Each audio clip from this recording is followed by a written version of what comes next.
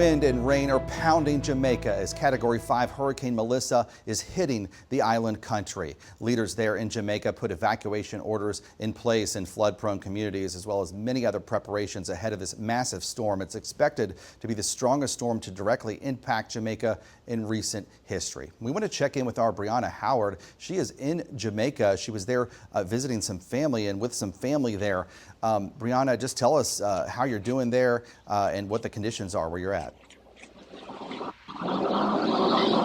Yes, Chef. I'm currently in New Kingston. I was here for a family trip. I was supposed to leave today, actually, and now I'm stuck here until Friday. Last night when I was sleeping, all I could hear was the rain, the wind, the trees against the window.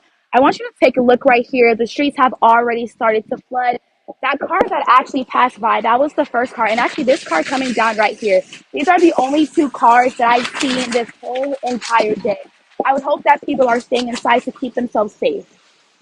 Bryanna, I know you said that, I think you were telling me overnight and even ahead of, Melissa's main impact, some of those, outer bands and parts of the storm, not even the center of the storm, were pretty strong. Kind of describe what you experienced in the last few hours there.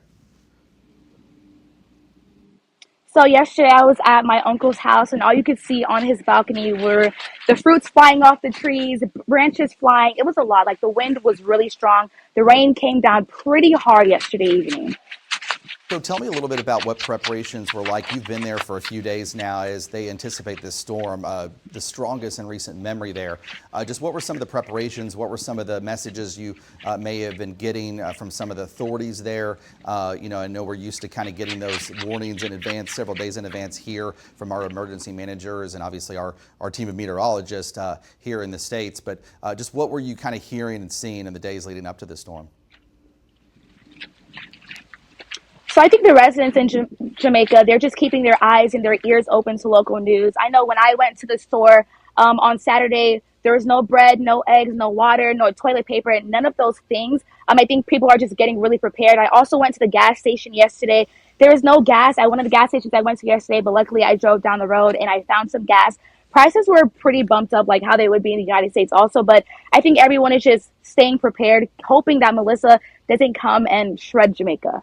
Yeah, some of the same things we experience here in Central Florida as a hurricane is approaching. Well, we certainly want you to stay safe. Thank you so much for taking time to check in with us. Please stay safe, and we'll hopefully be able to check back in with you once Melissa moves through there. Thank you, Bryanna.